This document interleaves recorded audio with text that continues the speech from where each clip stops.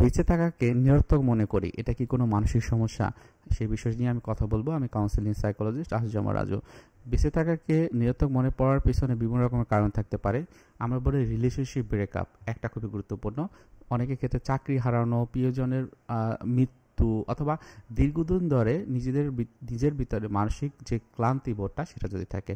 বিস্তারিত কথা বলবো। আমি কাউন্সিলিং সাইকোলজিস্ট আসিফ রাজু। অবশ্যই প্রথম থেকে শেষ পর্যন্ত দেখবেন। আশা করি বেঁচে থাকার জন্য যে বিষয়টি আপনার খুবই গুরুত্বপূর্ণ, বা যেটা আপনার কারণ যে আপনার মনটা একটা সময় অনেক ভালো ছিল, আপনি খুব সদা চঞ্চল ছিলেন, সব কিছুতে মনোযোগ দিতে পারতেন, খুব ভালো স্টুডেন্ট ছিল, আপনি অনেক কাজে ভালো করতেন, কিন্তু এখন করতে পারছেন না।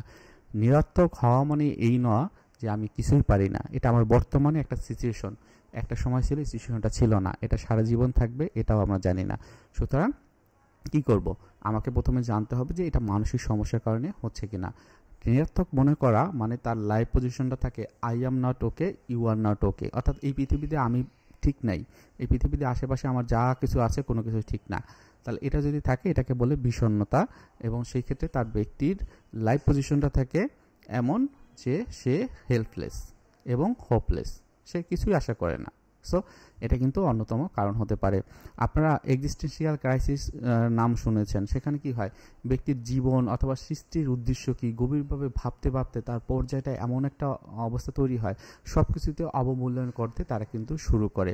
বার্নআউটের নাম কথা শুনবেন, যে আমি যে কাজ করি হয়তো আমার ইনজয় করি, অনেক দিন ধরে করছি, কিন্তু একটা করতে করতে মনোটোনাস এক গেম একটা ভাব চলে আসে, আমি কোনো কিছুতে মনোযোগ দিতে পারি না, কোনো কিছু ঠিকভাবে করি না। তাহলে এই পর্যায়ে কি হয়, আমার মানসিক রোগের যে বিভিন্ন ধরন রয়েছে, সেই ধরনগুলোর কারণে কিন্তু এই জিনিসটা হতে পারে। এরপর আমরা প্রথমে যেটা বলছি, life position, I am not okay, you are not okay. এখন এই যে পজিশনটাকে সময় কি হয়, বেশিরভাগ ক্ষেত্রেই তারা কিন্তু suicidal ideation, suicidal tendency, suicidal attempt তারা কিন্তু দিয়ে থাকে। সো এই আত্মহত্যা প্রবণতা থেকেও কিন্তু নিজের লাইফটাকে নিরর্থক মনে হতে পারে।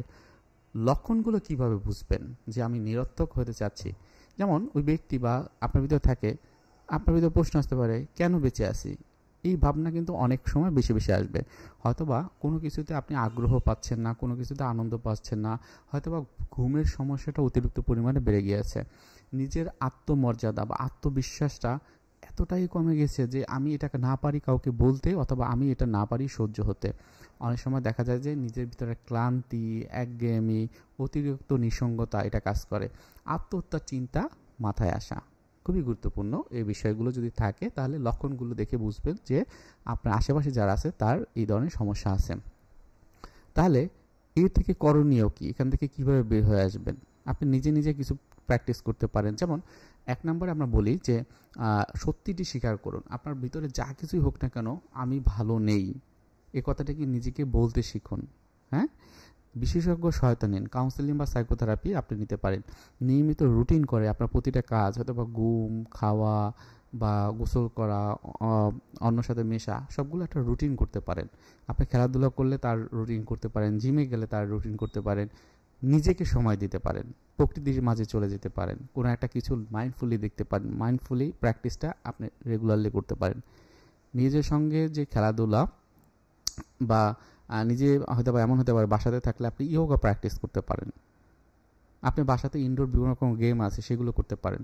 সিবিটি বা কগনিটিভ বিহেভিয়ার থেরাপি এই নেতিবাচক চিন্তা বদলাতে খুবই গুরুত্বপূর্ণ ভূমিকা পালন করে, যেগুলো আপনি দেখবেন যে চিন্তাটা নেগেটিভ, কিন্তু আপনি ইতিবাচক করে ফেলতে পারবেন। এই বিষয়ে যে self help technique CBT based, সেটি কিন্তু আমাদের একটা ক্যাটাগরি আছে, কয়েকটা বেশ ভিডিও দেওয়া আছে, সেগুলো দেখে দেখে আপনারা প্র্যাকটিস করতে পারেন। আশা করি আপনার আশেপাশে যদি কেউ থাকে, তাকে যদি ওইভাবে তৈরি করতে পারেন, ট্রেন করতে পারেন, বা আপনার ভিতরে যদি সিবিটি টেকনিকগুলো নিয়মিত প্র্যাকটিস করেন, সাথে রিল্যাক্সেশন এক্সারসাইজগুলো করেন, আপনার সমস্যা অনেকটাই সমাধান আপনি নিজে নিজে করতে পারবেন। আজকে ভিডিওটি এখানে আসছি। ভালো থাকেন, সুস্থ থাকেন। আসসালামু আলাইকুম।